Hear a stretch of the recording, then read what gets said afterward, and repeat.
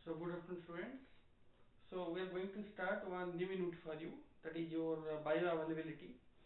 With this, let us discuss about what is bioavailability and how it is affected by different types of parameters and what are the different terms involved. So generally, if we try to see the bioavailability, we can define it as the rate and extent of drug absorption. The rate and extent of drug absorption means when we take a particular drug, how it will be absorbed, which rate it will be absorbed, and how much amount it will be absorbed, how much extent it will be absorbed. So that is known as your bioavailability. That means rate and extent of drug absorption. So with this, some of the drugs they are absorbed very fastly. So that's why they are having a rapid bioavailability and they are absorbing more fastly. But some of the drugs they're absorbing very slowly, so that's why the bioavailability also slow. So like that, different types of parameters also affecting this type of phenomena. But with this, with the rate also, whether it's fast or slow, amount also important. The extent of absorption also important. If extent is more, then what will happen? The drug will give therapeutic effect properly because it will maintain the plasma concentration as required, because there is a minimum concentration required to give the therapeutic effect. So that's why that minimum concentration will be maintained if sufficient dose is administered or sufficient amount of drug is absorbed. So it is so many types of drugs there, so many types of dosage forms there, and same drug is manufactured in different types of uh, manufacturers. So that's why what will happen, although they are having same drug inside the dosage form, but sometimes it will give different types of bioavailability. So that's why we need to know different types of parameters, how it is affected by some other parameters. So generally for this, we are calling it bioavailability as rate and extent of drug absorption. So now with this, if we try to see the factors, if the dose of the drug is same, then factors will be similar to your absorption, because as per definition, the rate and extent of drug absorption. From the definition only it's related to absorption. So that's why definitely the factors will be related to your absorption of drugs. So that's why the rate, we can tell the factors affecting bioavailability will be similar to factors affecting absorption of drugs, but the dose should be same. If the dose is the same, then the factors will be same. Factors will be same means what are the factors? As I told you previously, pharmaceutical factors, patient related factors, route of drug administration. So these all factors affecting the bioavailability. Now coming to the second point, if we try to see different dosage forms like parenterals, oral route, topical route, rectal route, then from which the bioavailability is more, from where the absorption will be more, definitely the bioavailability will be more. So let us compare. If we try to see, the first one will come as parenteral route, because in parenteral route it's a conception that we are directly administering the drug to the systemic circulation, either in the intravenous or intramuscular. Directly we are giving to the systemic circulation. So there is no absorption. All the drugs we are giving, it's going to the blood circulation. So that's why it's 100% bioavailability. So that's why the parenteral is having the highest bioavailability. The next one, your oral route. Next one, rectal route. The last one will be topical one. So in the topical route, the absorption will be very slow. So that's why the bioavailability also will be slow. So from this, we'll know one idea what is this bioavailability and how it is absorbed. But with this, there is a particular dose required to give the therapeutic effect, to give a sufficient bioavailability. So that dose is known as your bioavailable dose. The dose is known as bioavailable dose. The dose available for the patient is known as bioavailable dose.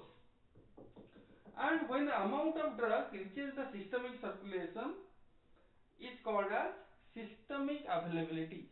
When the amount of drug reaches to the systemic circulation, we are calling as systemic availability of the drug. So that we are denoting by S. And with this, there is another term also we are using, that is bioavailable fraction. So this bioavailable fraction we are writing as F. F is equal to bioavailable dose divided by administered dose. Bioavailable dose divided by administered dose.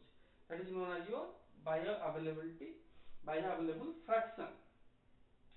So there are so many types of objectives there. Objectives of bioavailability, what is the requirement, why you are going for bioavailability studies. Generally, it is suitable for the development of a suitable dosage form. Then it is your to determine influence of different types of excipients. Influence of excipients means when you are changing the excipients in a particular dosage form, how they are affecting the bioavailability, how they are affecting the therapeutic efficiency of the drug, that will be find out by this bioavailability. With this, when you are going for a new formulation of existing drug, already the drug is there, we are going for a new types of formulation. In this case, we need to know the bioavailability.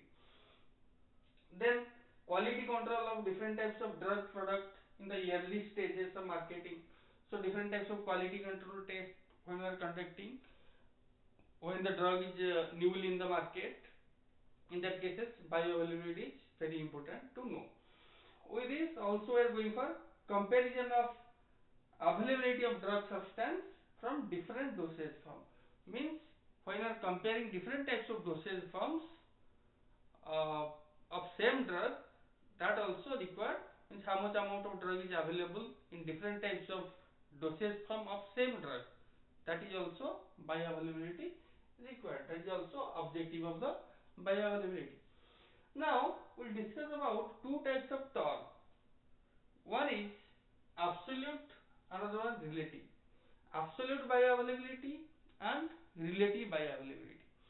So when we are going to find out bioavailability, generally it's the easiest method by taking a particular comparison method.